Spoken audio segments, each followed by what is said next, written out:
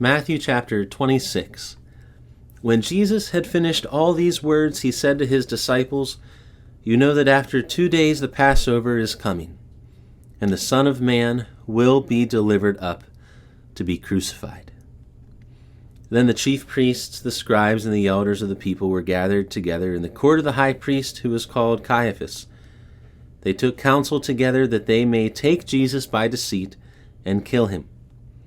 But they said, "Not during the feast, lest a riot occur among the people."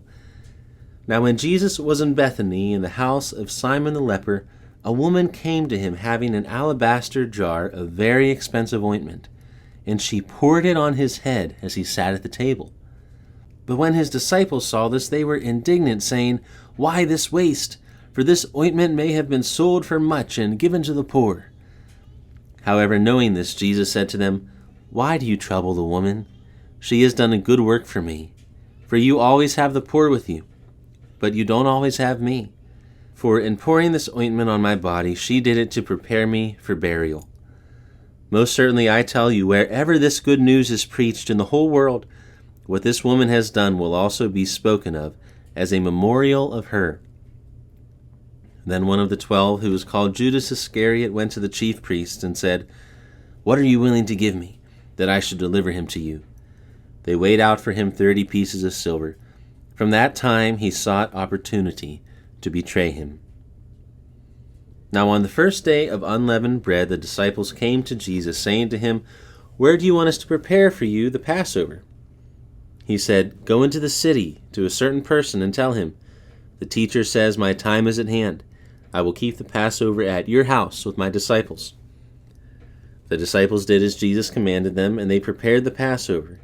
Now when evening had come, he was reclining at the table with the 12 disciples. As they were eating, he said, "Most certainly I tell you, one of you will betray me." They were exceedingly sorrowful and began to ask him, "It isn't me, is it, Lord?" He answered, "He who dipped his hand with me in the dish will betray me. The Son of Man goes, even as it is written of him, but woe to that man through whom the Son of Man is betrayed. It would be better for that man if he had never been born." Judas, who betrayed him, answered, "It isn't me, is it, Rabbi?" He said to him, "You said it." As they were eating, Jesus took bread, gave thanks for it, and broke it. He gave to the disciples and said, "Take, eat, this is my body." He took the cup, gave thanks, and gave to them, saying, "All of you drink it, for this is my blood of the new covenant, which is poured out for many for the remission of sins. But I tell you that I will not drink of this fruit of the vine from now on until the day when I drink it anew with you in my Father's kingdom." When they had sung a hymn, they went out to the Mount of Olives. Then Jesus said to them, "All of you will be made to stumble because of me tonight, for it is written, 'I will strike the shepherd, and the sheep of the flock will be scattered.' But after I am raised up, I will go before you into Galilee." But Peter answered him, "Even if all will be made to stumble because of you, I will never be made to stumble."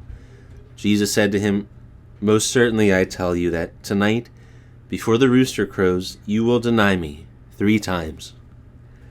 Peter said to him, "Even if I must die with you, I will not deny you." All of the disciples said likewise. Then Jesus came with them to a place called Gethsemane, and said to his disciples, "Sit here while I go there and pray." He took with him Peter and the 2 sons of Zebedee, and began to be sorrowful and severely troubled. He said to them, "My soul is exceedingly sorrowful, even to death. Stay here and watch with me." He went forward a little, fell on his face, and prayed, saying, "My Father, if it is possible, let this cup pass away from me. Nevertheless, not what I desire, but what you desire."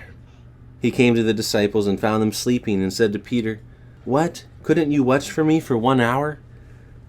Watch and pray that you don't enter into temptation. The spirit indeed is willing, but the flesh is weak." Again, a second time he went away and prayed, saying, "My Father, if this cup can't pass away from me unless I drink it, your will be done."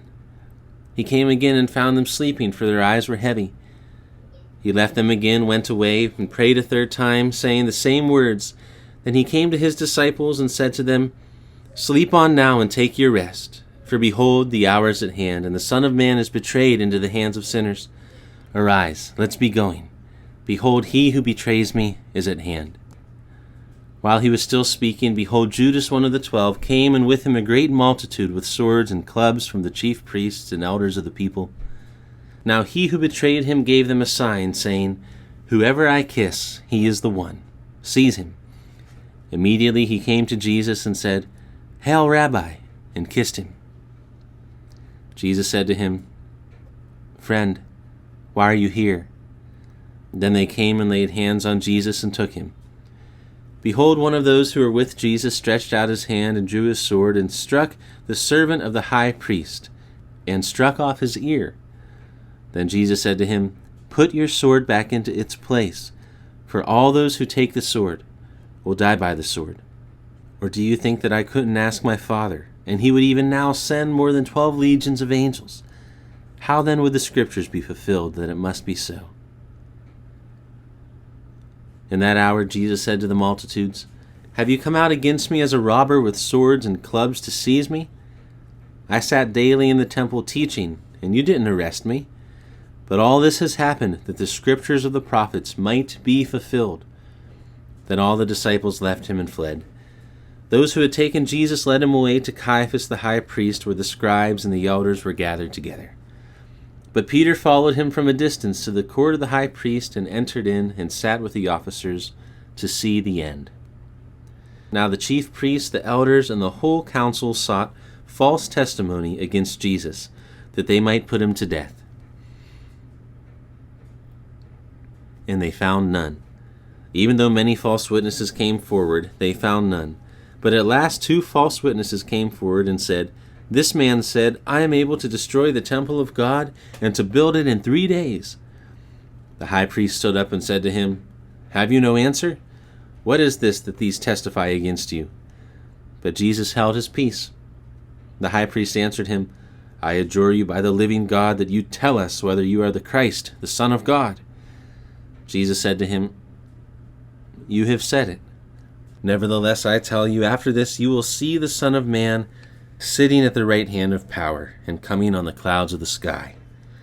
Then the high priest tore his clothes, saying, "He has spoken blasphemy. Why do we need any more witnesses? Behold, now you have heard his blasphemy. What do you think?" They answered, "He is worthy of death." Then they spat in his face and beat him with their fists, and some slapped him, saying, "Prophesy to us, you Christ, who hit you?"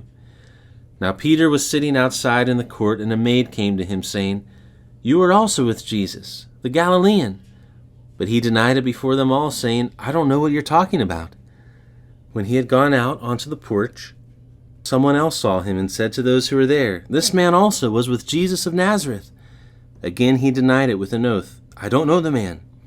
After a little while, those who stood by came and said to Peter, "Surely you are also one of them, for your speech makes you known." Then he began to curse and to swear, "I don't know the man." Immediately the rooster crowed. Peter remembered the word which Jesus had said to him, "Before the rooster crows, you will deny me 3 times." Then he went out and wept bitterly.